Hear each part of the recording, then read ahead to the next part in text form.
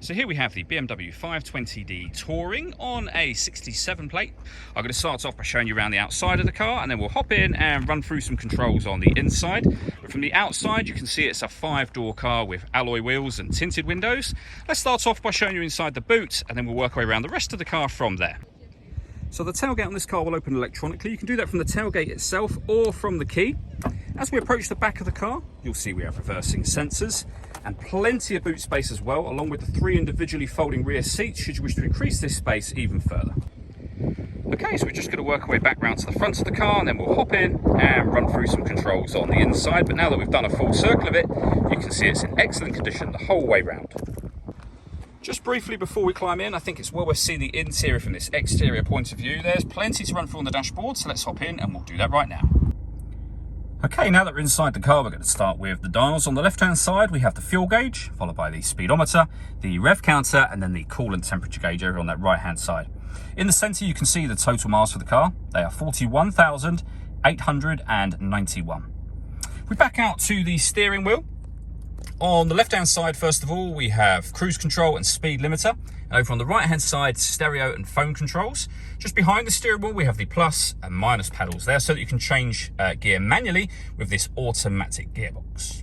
Over the centre, we then have BMW's professional nav. So extra wide screen, as you can see, all touchscreen. You can access your satellite navigation from on here, and as it's an extra wide screen, you get a nice clear display. Very, very easy system to use as well.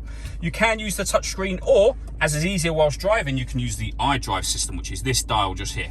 Virtually everything can be done from this dial. You have a collection of buttons that surround it, but the dial will rotate, push down, it will move to the left and right, up and down as well. So very, very easy system to use. For example, from the main menu, you can highlight your music, which we're already doing. Push the dial down, rotate the dial to either DAB, FM or AM radio, or you can listen to your own music, as you can see just here, via CD. You've got Bluetooth audio, USB input as well. You can pair your phone from up here. And again, everything that you've seen me do so far, I've done exclusively using that dial. So entering the satellite navigation systems, everything from there.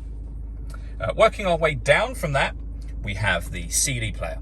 So main volume for the stereo over on the left, the CD player itself, certain radio presets you can do from here or from the screen as I was showing you a moment ago. And then below that, dual zone climate control. So you can adjust the passenger temperature, the driver temperature. You can increase for the driver and decrease the fan speed. You can do the same over on the passenger side just here as well. When you're happy with those settings, that button will turn your air conditioning on or off, or you can hit auto for both driver independently and passenger as well. The car will then take control of the fan speeds and the direction of the air to maintain the temperatures you've asked for. To override it fully, press the auto button and you go back to whatever settings you had it on previously. We have a heated driver's seat with 3 different heat settings, and the same for the passenger as well. We then have the gear lever for the fully automatic gearbox just here. So there's a button on the side that will release it to reverse. You've got neutral, drive, and then a manual mode over on the left that you can use like this, or by using the paddles that I showed you just a moment ago. To the right hand side of that, we can turn off the traction control and we can change the driving setup of the car. So we can put it in Sport, Comfort or Eco Pro from here. We have an electronic handbrake with auto hold function as well, and this button will turn off the parking sensors for the car. All that leaves me to say is thank you for taking the time to watch this video. If you'd like to come and see the car in person and have a test drive, please feel free to give us a call here at West Horsley Motors. We'd love to hear from you soon.